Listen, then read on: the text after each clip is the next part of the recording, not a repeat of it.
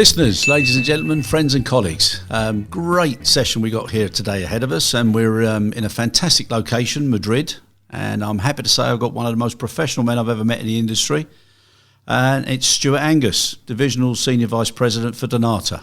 Stewart, absolutely fantastic to have you on board. Lovely to be here, Chris. Really, really, really appreciate it. Now, Stewart, first, just to liven things up a little bit, now, why did you agree to come on this podcast? Why did I agree? Well, one thing I will say is my kids were very impressed that I'm doing a podcast. They finally think that they're old dads in the 21st century. Yeah, so they'll be looking forward to seeing you and listening to you. Yeah, they're looking forward to that. I'd be even more impressed it's going to be on YouTube as well. Yeah, and which one? So I know you got Rebecca, Callum and Beth. Which one seems to be the one who's... Well, Rebecca's at university now in New Zealand, but Callum, who's the 13-year-old, he's the one who's impressed with all the tech side. Oh, fantastic. My God, Rebecca, she's 20. Yeah, she's 20. Last year at uni. My God, I remember walking down the street in New Zealand for the World Cup final. Yeah. My goodness me, we were talking about her, what she was going to do at school and everything. Yeah, well, she would have been 12 then, and it goes by in a flash. Oh, my goodness. They will say that, don't they? In the early years, they say, people say to you, enjoy it. Well, enjoy it because it goes so quickly. And I find that quite mildly irritating at the time. Yeah. And then all of a sudden, they're 20. Yeah, and then you're saying it yourself. Yeah, that's right. Yeah, no, it's terrible, isn't it? Yeah. Now, you've been in Dubai for 23 years, huh? Yeah, 23 years now. My God, and that would have gone just in a yeah, that's right. I went when I was 30, and it's home now. You know, I met my wife there. My kids are born there. Yeah, it's home. How did you actually get into the business, Stewart? Well, I trained as my father was an air traffic controller, so I kind of grew up around aircraft and aviation. So it was always a bit of a it always had a fascination. But then I kind of decided I should get a real job first. So I trained as a chartered accountant, and then quickly, so within a few years, then just joined British Airways, and I've been in the industry since then. So coming up 30 years now. What was it? Can you think back now, or it might even been more recently? What was it that sort of made you think, I'm glad I stayed, or this is right for me, or this is the industry that I really want to be in? Well, there's just a fascination about it that makes you not want to leave. And I think we put so many hours in at work, don't we? We give the best parts of our life to our work. Yeah. You've got to do something you enjoy. Yeah, no, that's true. And I think being in an industry that you enjoy, I've always it's fascinating. I think you think of a plane with 400 people. There's always somebody going to a wedding, somebody going to a funeral. Yeah. Somebody going to meet a grandchild for the first time. It's just that mass of humanity together. Some don't want to be there. For some, it's the experience of a lifetime. And I think sometimes when you're in the everyday, you forget what air travel actually means to the world. But and it's no, you're right. And I think I always tell people the most valuable asset you've got as a human being is time. Yeah, you can't put it in a box, you can't borrow it, you can't give it to a friend, you can't decide to do it in X amount of years' time. So whatever you're doing at that particular time, you've got to enjoy it in some way. Yeah. And sometimes what you just said, I've never thought of that before. I mean, it's a little bit like the Love Actually film, isn't it, at the end, where you've got all the people smiling and looking forward to seeing each other.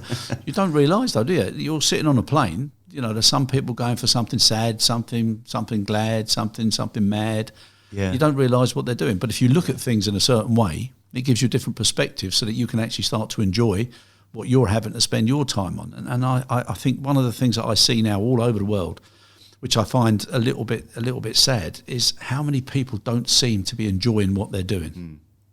And I think it's such a shame, Social media's got a lot to answer for it. So maybe people will be sitting listening to you now, and Callum will say, "That was my dad who said that. That's why we should be enjoying what we're doing." So if you are watching this on your phone, look up and look around you guys. No, exactly. It's such a wonderful place and a wonderful thing. And I said to somebody, I've never met anybody who on their dying bed said, "I wish I died 2 years ago." So every minute is a special one. Yeah. Actually, just before we move on, I mean, that's actually one of the things we try and train our staff, baggage handlers or check-in agents or whatever. That if you lose a bag, you're not losing a bag, you're losing someone's presence for their grandchildren, or you're you're mislaying a suit or a dress that somebody had chosen to wear that night for a function they're going to.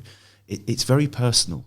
Yeah, no, you're right. And for anyone who's actually lost a bag or lost anything, it's such a nuisance. Yeah, we've all been there. And sometimes you can't even replace, things that have gone. So yeah, that's right. Yeah, I know. And care.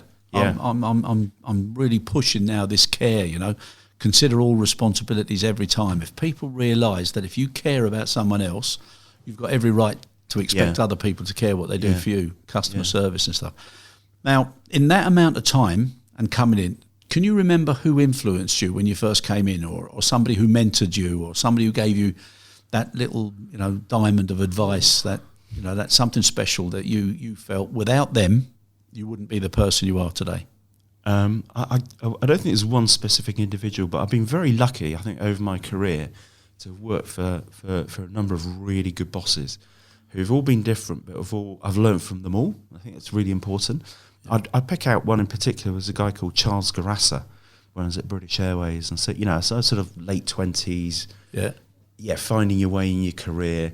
And this was a guy who was incredibly customer focused in everything he did.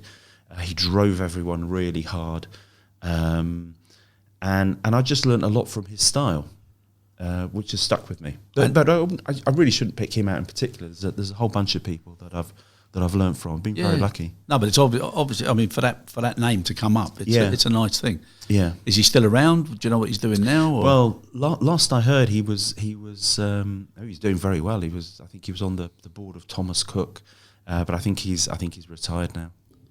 Okay. And if you're listening, Charles, reach out. Yeah, reach. Why not? On that mentoring point, one of the reasons why we started to do these podcasts was you come across so many people in the industry, and there's certain people that stand out, certain people that come to mind, like your colleague Charles, and you want to know a little bit more about them. And the fact that you've been mentored, or somebody has given you that sort of step up, or that drive, or that push. What do you do now with the youngsters coming in? Because I look at so many youngsters, and my son, I almost feel responsible that I've possibly done him a disservice by encouraging him to get into the business. But, I look at what sort of future, what sort of opportunities there are, and would he have come in, he went to Loughborough University, great rugby player and stuff, and I'm thinking to myself now, did he ever at one point think to himself, I can't wait to get into ground handling and cargo? and I doubt it very much. But he seems to be enjoying it. Now, how would you encourage youngsters, the next generation, to come into this business? No, that's a hard question, isn't it? It's a Cadbury's cream egg, if you get it right. Well, I'll actually answer it a different way. I remember I had an approach many years ago before I got into the aviation industry to join the oil industry. And for a client that I work for. And I turned down the opportunity because apparently I was told that I'd have to do lots of travelling at very short notice. It would disrupt your personal life. And so I ended up joining the aviation industry instead. So must be something in my genes. Yeah. But I think to come back to your question, Chris, I think I always think an important part of my role is mentoring the people around me. And that's not purely selfless. It's I always want to get the best out of the people around me, and if I can give them help and advice in the same way as people did to me, then I think it makes their life better. It makes my life easier too. Yeah, no, and for me again, I think it's very much like sports and teams, and I know you're big into your sports as well. Yeah. If you can put everybody in a position and they know what they should be doing in that position, but they respect each other's positions, then they play better as a team. And sometimes I find I've come across people who either they're a bit of protectionism or I don't know what it is. It's concern that somebody is better than them. And I just think it's such a lovely thing to see people who want to push people forward and upwards and encourage them to be better than they ever would, could or should be, and to enjoy it for the sake of doing it. Yeah, absolutely. And I think one of the rules I always work by, and I tell everyone I work with, is make the decisions for what is right for the company. Don't make decisions for what is right for you as an individual. Make a decision for what's right for the company. And in the end, that will help you anyway. Yeah. You see too many organisations where people are afraid to make decisions, or they make decisions for the wrong reasons. Yeah. And that's horrible to see. Yeah. No, I agree with you. And I think to a degree, the way our industry has developed and evolved, you've got a lot more governance, and so it's a little bit more difficult for people to make those big decisions like they used to years ago, when you used to see certain characters and I don't care, I'm going to, and this is the way it's going to. It's a lot more difficult now. So it's a little bit like sport. You have to run in straight lines, jump higher, be faster and quicker. Yeah. You lose those individual characters. Yeah. Sorry. No. I was just saying, and the other thing is the margins are so tight in our business. Yeah. And that just puts constraints on what you can do as well. Yeah. No, it's good you brought that in, because for me, as soon as the margins start getting close to the grey and the red lines, it makes people perform a lot differently, and management seem to go into type. So the training reduces, and certain development reduces. Succession becomes an issue. Now I know you guys, Donata, you do a lot of training. What's the success factors that you feel that you've introduced into your training regime for your people? I think it's keeping it personal and keeping it authentic. The example I gave before about if you lose a bag, you're not losing. It's not a statistic. Yeah, you're ruining someone's holiday or ruining someone's weekend. Or and I'll give you an example. Actually, we got a letter from a passenger who'd lost, had a bag misconnected, and when he landed in Brisbane, his bag wasn't there, and we managed to get it to him within 24 hours. And he wrote a letter saying that he'd gone home to see his family for Christmas. He worked in the Middle East and he travelled around the world. And everywhere he'd been in the world in that last 12 months, he'd bought a present for his children. Oh. And he was going to give them at Christmas. Oh, no. And we lost his bag. Oh, and the fact that we got that bag to him in 24 hours, because those things in that bag were irreplaceable. Yeah. And it would have spoiled his family's Christmas. Yeah, no, and his family. And if you can get your staff to think and work with the care in that story, that's the word. You're going to go a long way. I mean, we're doing a lot of work on consistency of process and systematic process, and that's brilliant. You've got to do that. Yeah. But that's not enough on its own. Yeah. You've got to have that passion and that simple desire to just do the job right first time. Yeah, I agree. And that's something something I try to teach my kids as well about their homework. That's not just about the workplace. Just do the job properly. Yeah, no, I 100% agree. Well, we had a podcast with a gentleman from Thermo Fisher, and he was talking about the the level of accuracy, and it was 99% and their purpose and their sort of mission is we deliver hope. And Right. Some of the stories and some of the videos that are on there, so it's absolutely incredible about young children with cancer and the treatments, and all of their staff know all the medicines and treatments and clinical trial issues, because every single one of them knows somebody who's got a disease or has got a problem, and it makes that personal thing again. Yeah. Now, as far as safety, security, and quality in our business, where would you put it out of 100%? Industry-wide now. Industry, God, it's difficult to put a percentage on, but we're not where we want to be, without question. The reality is, though, that 99% of the time, the guys do a really good job. But it's always that 1% where things go wrong, and that's the 1% that gets all the attention, isn't it? That's where all the emails come from and stuff. So it's easy to look at the stats and think, things, but actually the majority of people are out there doing a blooming good job. Yeah, but do you think it's got a little bit to do now with external pressures and margins, and should we be looking at doing training in a different way? Because I've now been all over the world like yourself, and I see some of the training, it's so formal and so classroom oriented, and you can see people who are not used to being in any further education than when they left school, and they're doing a job in a certain part of the world for a certain reason, and they don't actually want to be in that classroom. And you can see their level of attention is limited, their distractions, phones, etc. So to do something different and be more practical rather than be more theoretical in a classroom, do you think there's any merits in that? Yeah, absolutely. We're actually going through a review at the moment of how we train, because I think that traditional classroom environment just doesn't work. Yeah. We're not academic professors, and most people now don't have the attention span to sit for a 4-hour session on something.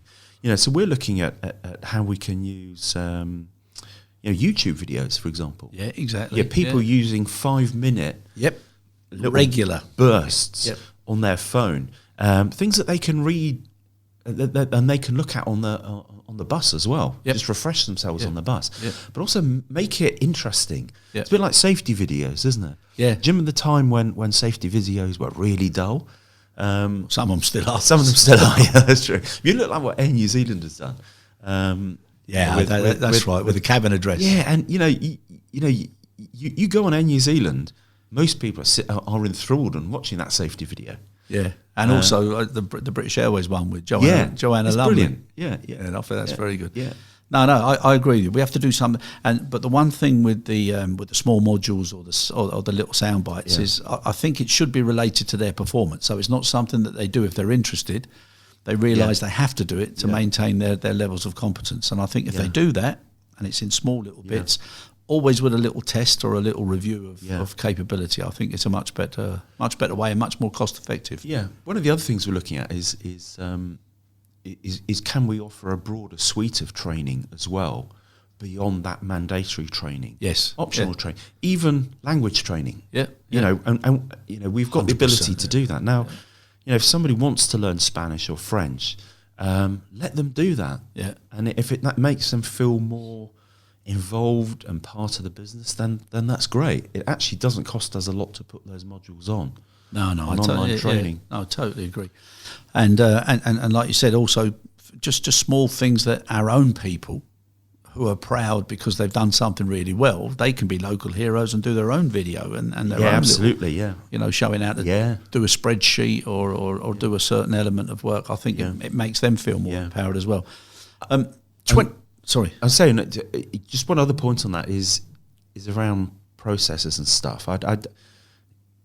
Nobody reads SOPs. No.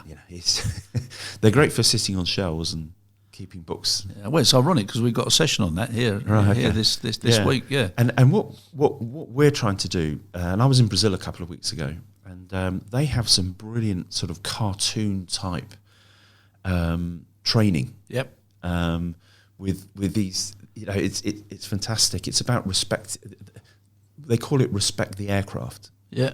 And these great sort of cartoons that they have about how you should respect the aircraft, they really work. And of course, they cross different language barriers as well. So you might only have 10 words written on a page, but it has far more impact than 1,000 words. And if you can see something, in fact, one of the stands here has got a picture of everything that goes on around the aircraft. Yeah. And when you actually look at it, you think, oh my goodness me, what a logistics spaghetti field. It's incredible. Yeah. But it makes a lot of sense. Another thing, I'm not sure if you agree with or not, Stuart, but still staying with the training, people say, this is what we want you to do. This is how we want you to do it. This is when we want you to do it. This is where we want you to do it. But invariably, they don't actually explain to people why it's so important. And I think that's a crucial part that's missing. So many people are just told, that's what we want you to do, that's where we want you to do it. But nobody really explains the significance of why. So these real life examples of the Christmas presents and ruining somebody's weekend, ruining their holiday, the amount of people they tell, the reputational damage, I think those things resonate more with people now, especially where you've got so many likes and dislikes and gradings from restaurants and holidays. It just makes people realise more. Yeah, absolutely. And do you think there's any opportunity there to have a different way of receiving customer experience and feedback? Yeah, I do. And I mean, one of the phenomena we've noticed in the last year is more and more people taking videos on their phone out of aircraft. Yes. And these cases of guys throwing bags on the ground and stuff. Yeah. you got to train your staff now. Whatever you do, you're under. You could go viral. Yeah. And that puts a kind of real added pressure on the behaviours on the ramp, which was never really there before. No, it's crazy. And at some point, something will happen which will really go viral and really be an embarrassment to someone in the industry. Yeah, and the embarrassment stages of that's hierarchy, right. which is then why didn't you make sure that you'd covered all of this? Yeah. Now 23 years. Yeah. Okay, what has been one of the best memories you've ever had? And for varying reasons. So it might have been something that was really funny. It might have been something that you look back on now, and if you were asked to tell a story, it'd be the story you'd go to, or a shock. That's a good one. Well, I think that weekend we were in Auckland for the World Cup was pretty good. That was lovely. What a great week. Yeah. Well, no, actually, one thing I pull out was from early days in my career, when I was at British Airways, and working very closely with the Concorde fleet. Oh yeah. So I used to travel on Concorde. I was pretty much going to New York every week. So kind of every Tuesday morning I was on the New York Concorde, and that was a great experience. And everyone said, what people say, what was it like to fly on Concorde?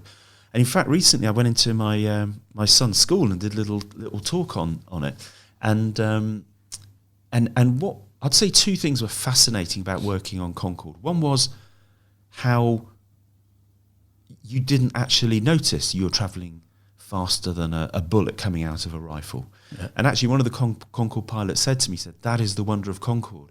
You're travelling at twice the speed of sound on the edge of space, but you don't spill your orange juice. It's amazing. That normality of it. But the other fascinating thing about Concorde was not Concorde itself, was the other passengers. And the interaction between sort of famous people talking to each other. You think, well, I wouldn't expect them. What on earth are they going to be talking about? I remember sitting behind Robert Maxwell, and who was sat next to Mark Thatcher. Oh, and they chatted for three hours. I thought, wow, I'd love to know what they were talking about. Put together in that enclosed environment. But I mean, I sat next to many famous people on Concorde, but the one that always stood out to me was a 7-year-old boy who, and it's coming back to what we were talking about earlier, Chris, and he was on with his grandpa, and this 7-year-old boy had cancer. Oh, and it was his wish to travel on Concorde, and I was sat next to him. I was on a business trip. It was just another day for me, and it's sort of moments like that make you think, we're kind of blessed to be in this industry, really. That's and when you see it with kids, it's with anybody, but it's that's why look at the beautiful sunshine outside, and we're looking out the window, and there's two signs up. One is for Burger King, and the one next to it says "I love you." And I didn't know you cared, Chris. Yeah, what? I'll get you a Burger King later on. Yeah. Now, another question: with the amount of time and the responsibilities that you've got, obviously balancing your work and your life and everything else. So now, if I was to bump into Louise and say, what would you and the kids think Stewart should change about himself? What do you think it would be? Well, that would be more than an hour's podcast. I think she thinks I work too hard, and that's the challenge, isn't it? The challenge is balancing.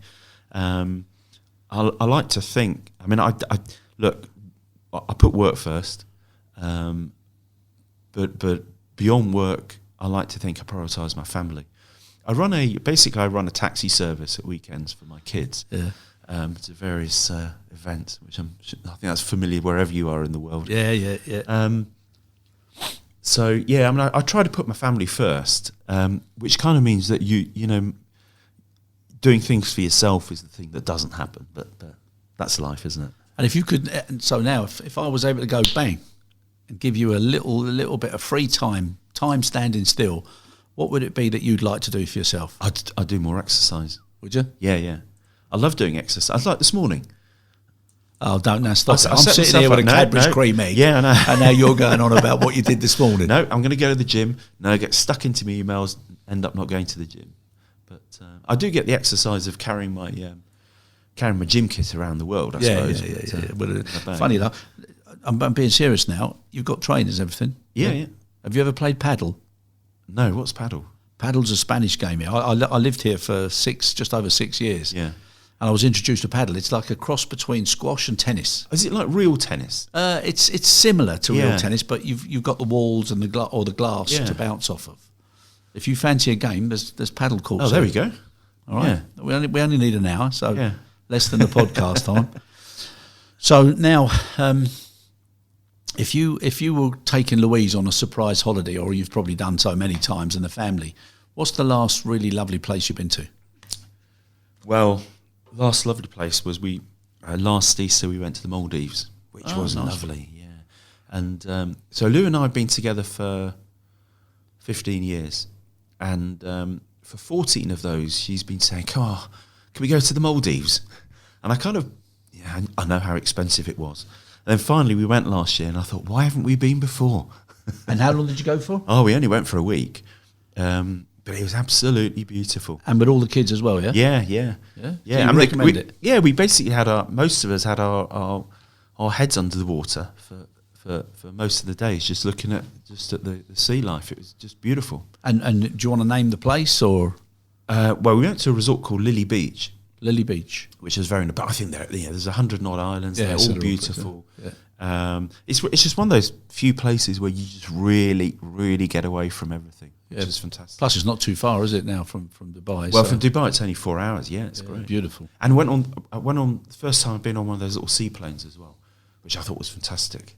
Yeah. The pilots in flip flops. Oh, really? That's the way it should be. Yeah. Seriously? Was it? Yeah. Pilots in flip flops. Yeah.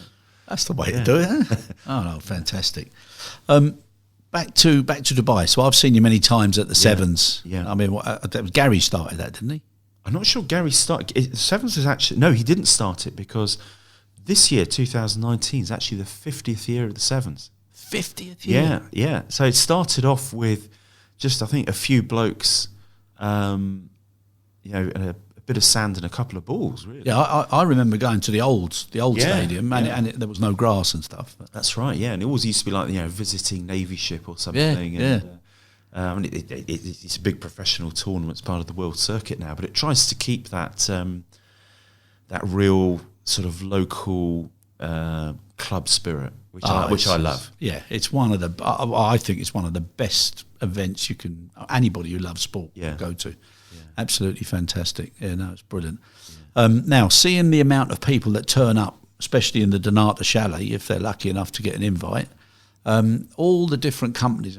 What is it that you feel is the special ingredient that Donata gives to their customers? I think it's care. I think it's trying to give the best service every time. And I think where you do get it wrong,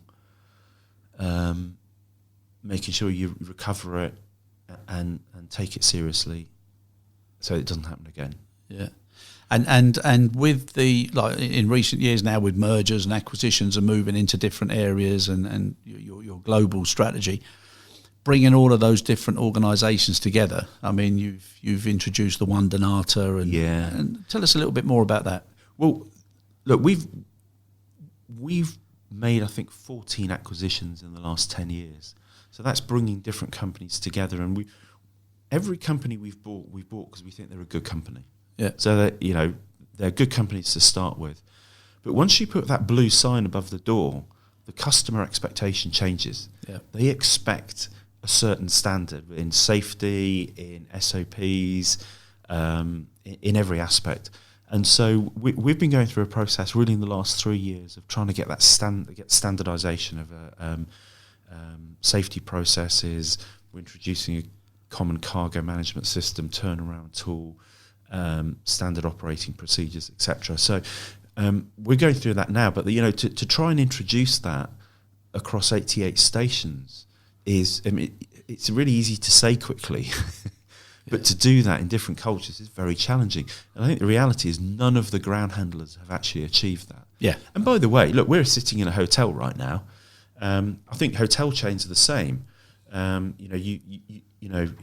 Marriott, Hilton, whatever. The standards are different around the world. Yep. So don't think it's unique to our industry. Yeah, no. The one thing that I do find really frustrating though is, and it's one of the topics that's going to be brought up this week. You've got the IGOM, you've got the the ICHM and everything. You've got these manuals that at the end of the day, people should be doing things the same way. Yet somebody wants to do it a little bit different and a little bit this way and a little bit that way. And one carrier wants it with your hand on your head, another one with your finger in your ear, another one squeezing your nose, another one with your hand in your pocket. Why on earth can't people just agree to simplify and keep things sustainable? Yeah, because turning around an aircraft is not rocket science. Is it? It's not. No. It's not the CERN reactor. And I think there really should be. Well, and I think that's what IGOM is all about. Is here as a standardized way of doing it. But I think the move to that has to come from. We're trying to reduce, the standard IGOM across the globe, but I think the airlines need to reach out as well. Some of the airlines are now saying we will drop our own standards and go with IGOM. But I think ultimately, that is going to happen. It has to. Yeah, it has to. But I think also, Stuart, and I've done both sides of the fence now, and I look at some of the carriers that came when I was on the ground handling side, and I'm thinking, why do you actually want us to do that? Yeah. And are you ever going to check that it's done? And is it just because it's a precautionary safety net because it's happened somewhere else?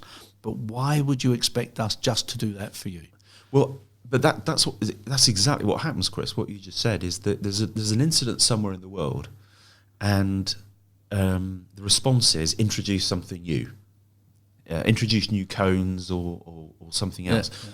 And the problem is, and then people get the tick because they've got an action plan, so that's really good. The problem is you then layer action plan on action plan, exactly, and you get over complexity. Yeah. And what people don't do is then actually strip it all back and say, actually, hold on, we're doing all of this now. Do we really need to do this? Let's keep it simple. No, I agree. And then again, on the flip side, I also think that handling agents, we just got a little bit of service. We've got room service. Room service. Yeah, there you go. See, all hotels are different, ignoring the keep it private sign. But also I think ground handling agents now should also be a little bit more resilient and tougher and stronger, because I always feel that they'll always go in and they'll always take 2 steps back as soon as a carrier says I want. Well, we're trying to have a sort of campaign within our business to try and stop that happening, because it's when you say the airline wants something, it's not even that simple, because the number of times we'll set up a contract with the head office people and you agree the SLA, then the contract starts on the first of the month. And the next day, the local station manager wants something different. Wants his own requirements. Yeah. and of course you want to please them. Yeah. And so you meet those requirements.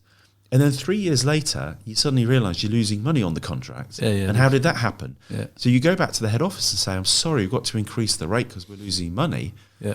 And it's all because of requirements put in locally that the head office didn't want in the first place. Yeah. The MAP principle. The man at top instead of the format. Yeah. But it's got to change though, because otherwise we're always going to be bouncing from a few good years and then stressful years and then bad years and then hoping that something else happens again. Well, I think we are seeing a bit of a change in the industry, because I can count. I won't say them out loud, but I can count at least 10 airports where a handler has pulled out in the last 18 months. Yeah. Because they're not making money, yeah, and it becomes unsustainable. And you're starting to see that pattern of supply change happening now. People pulling out of markets. Yeah, and I think that's kind of going to create a new equilibrium. Yeah, I agree with you, and I also feel that people should be a little bit more respectful and also a little bit more focused on cost plus transparency and ratios, so that people are aware that if you're going to be doing this sort of business, this is the sort of pricing and this is the sort of way it should be run, so that there's more of a mutual respect for what you have to do if you're going to do it. Otherwise, carriers will start looking at it themselves again. Yeah. But I think we've in the 20 years I've been involved in this industry, we've gone through. I remember back in '97, so that would have been there was an Asian crisis, wasn't there, in 1997? And that was the first time I saw a letter from from an airline saying we're going through financial problems. Please reduce your rates by whatever. In various those letters have got more sophisticated now. And now it's linked to global contracts. That's right, but it's still the same principle. And for most at the end of the day, most airlines are run. They're run by good people. Those margins have gone. Yeah. So now we've got situations now where there's a new consultant comes in or somebody comes into the job new and writes the letter saying double-digit decrease, and it's not there. We've already been there and done that, if you actually think that we're in a situation where we could just give a double-digit decrease, then it means your own people have not been doing their job very well for the last 10 years. And that's not the reality. They've done their job well. Short-term consultancy commission. And then they don't have to live with what happens afterwards. Yeah, that's right. No, it's a great shame. Back to yourself now, Stuart. Do you read? Do you like watching films? Yeah, I love reading. Yeah. I don't read as much as I wish I could, but I always love reading at night before I go to bed. It just calms me down. Yeah, and what do you read? I love getting stuck into a good novel, but I also love military history. Actually, yeah. I've just read a great book about the Spitfire, actually about the people that flew it and maintained it and built it, and it's a story about the people. It's fantastic. Yeah. That's brilliant. And if you were to write a book, what would it be? Would it be fiction? Would it be? Well, actually, I've thought about this before. Actually, if I'd love to write a book comparing the lessons and mistakes of military history over the years compared with what happens in companies. And the similarities. Because I've read some really interesting books about things that have gone wrong in military campaigns. You think, I've seen that. Yeah. Without so much bloodshed, but... Yeah. And it's funny how the same mistakes happen, whether it's strategic direction, people, going down a certain course, and then new facts come to light, but they don't change their course. The lessons are so similar. But it's such a shame, though, isn't it? And it's the same now in politics. Oh, I mean, don't talk to me you're about in politics. Dubai, but this blooming Brexit. What a God Almighty! It's making the whole British political system look like a shambles because people are more focused on themselves and destroying someone else than what's the right thing to do. I just find it this ego is not your amigo. It's just this. Certain individuals doing things, I just find it. You just want to grab hold of them and just shake some sense into them. Yeah. I find, and it's same in business. I'll ask you something now. In your 23 years, so we're not talking about Donata now. We're talking about the industry. You come across certain people, similarly, who are quite destructive. In fact, very destructive, and yet they're allowed to exist in an organisation, and everybody knows that it won't last, but it's just a matter of putting a time frame on it. And certain people won't be able to put up with it, so they'll leave the company, good people. Yeah. And others just can't take it anymore and they'll just walk away from it. Why does it take the top guys so long to see that particular destructive nature and that period that then has to be rebuilt afterwards, and allows people to just take a deep breath and think, oh, thank God for that. Why does that happen? I think it's just human nature. I think the old phrase, isn't there? You can fool all of the people some of the time, and you can fool some of the people all the time, but you can't fool all the people all the time. And I think there are situations where people come in and they get a short-term gain, they get a promotion, move out of the role, and someone else is left to clear up the mess. I mean, we've all seen that, haven't we, in various organisations. But in the end, I think they don't last for that long, and they cause a bit of short-term damage, and you've just got to take a long-term view and get through it. It's whether. it is frustrating, isn't it? Because the problem is, as you say, good people can leave organisations. Yeah, no, definitely. And I remember there was I remember going on a London Business School course, and they told us this fact that they did a survey of what affects what they gave them a list of 20 things which define the culture of your organisation, and the thing which people voted highest was who gets promoted and who gets fired. And that tells you more when you're in an organisation, watching around you, who gets promoted, who gets fired. That tells you more about a culture than anything else. Yeah, the type of people. Or the culture of the particular people or group of people who've got the power at the moment. Yeah. So I think if and that's why I've always tried, to if you can promote good people around you, but you've equally got to deal with people who are not performing. Yeah. Because when somebody's not performing, everyone who works around them knows it. Yeah. And to allow them to carry on is actually incredibly motivating for all those people around them. Yeah. So to not act on a poor performer, you're actually letting down the rest of your team. Yeah. No, that's the way I look at it. Yeah, no, and again, it comes back to sports. If you've got somebody who's not making the tackles or not putting the work in, it's making everybody else work harder and lose games potentially. We had a chat a couple of years ago from one of the South African rugby coaches, and we asked him what lessons he could tell us about running a team. Yeah. And he said, if someone doesn't fit in the culture, and culture is a really easy word to use, but if somebody doesn't have the right spirit for your organisation, get them out. Yeah. It doesn't matter how good they are at their job. Yeah. At the end of the day, they're gonna make it. If they're toxic, they're going to make your organisation toxic. So that's always something I've tried to sort of bear in mind. No, it's true, isn't it? It's a little bit like the genius has to learn to play with the team before the team has to accept the genius. Yeah, that's right. Yeah, and unless you're Messi or someone else, then you're welcome in. Yeah, no, true enough.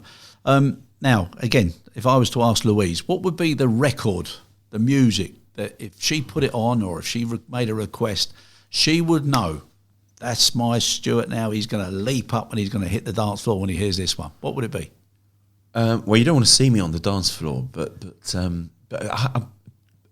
probably 500 Miles by the Proclaimers. Oh, really? Yeah, it's just a song that me and my mates and Lou, we actually had a thing with some of my mates who, whenever we heard that song anywhere in the world, we would phone each other up, which meant some calls at 4 o'clock in the morning and all sorts of stuff. And so great memories, huh? Yeah, so it's just a song which with a group of fans has great memories. And did you go and see him in the Irish Village? No, because I had a customer meeting. I had to travel, so I missed them, which I was gutted about. It was one night, wasn't it? Yeah, it was just one night. Yeah, gutted. Oh, twice I've missed the chance to see the Proclaimers, but there we are. Yeah, but I know that. But it's always a happy tune, that one, isn't it? Yeah, exactly. Yeah, and I love. Yeah, I like. I'm not a clever man. I just like simple things. I like good, simple, uplifting music. No, I agree. With you. Anything that's happy makes the old foot tap. Yeah, exactly. Yeah, no, fantastic. Now, bucket list. I always ask people. What sort of things do you feel that you should do, would like to do? I always wish I got my private pilot's license and learnt to fly. Yeah, I don't think I will now, but it's something I always quite fancy doing. So maybe that's one thing which I wish I'd done, but I hadn't done. But in terms of bucket list, I've been very lucky to do a lot of things that I really enjoy. And I've been to so many countries. I'm quite happy sitting at home right now. But one thing I will say is I'm very lucky. I've got a group of friends. There's a group of about 10 of us, and every 2 years we make a point of having a week together to do something adventurous. Yeah. And so that gets a few of the bucket things ticked off. So what was the last one? The last one was we went to Costa Rica last October. Yeah. We spent a couple of days whitewater rafting. We climbed a volcano. So that and what's really nice is you got 8 mates together. We all have really tough jobs. Yeah. And for 5 or 6 days, nothing gone. Yeah, and particularly when you're up a mountain in Costa Rica or Kilimanjaro or down the Zambezi, there's no phone communication in most of these places. Oh, so you paradise, really huh? for 5 or 6 days every 2 years you're out of communication, and that's incredibly therapeutic. And who selects? Do you take turns in? Well, selecting it's half the fun. So we get together and try and. So you do. It's like a group decides. Yeah, you don't take turns in. No. We just come up with ideas, and so we're trying to work on the next one at the moment. So if you've got any ideas, Chris, let us know. Yeah, I will. I'll have a few thoughts. I'm thinking of doing the same thing this year with some friends. So we're thinking of doing a little road trip across some of the less glamorous states in America. Yeah, and nice. Just to chill out, and you always go back to the same old stories and the same old memories that make you laugh or put you in a different place. Yeah, it's fantastic, and if you can share that with people going back X amount of years, I think there's nothing. Well, actually, better. and that's why we enjoy, for example, walking. Yeah, hill walking, or in fact, hill walking is probably my favourite holiday. Some of the best family holidays we've had have been in Austria, because when you're walking, you talk, don't you? Yeah, yeah. You depends how steep the. Well, you might get out of breath a bit, but that's the thing I love about walking in the mountains, is gives you just a chance to talk, which you just don't get to do. And whereabouts in Austria? Have you done Schladming? No, I haven't. No. Schladming. Whereabouts do you go?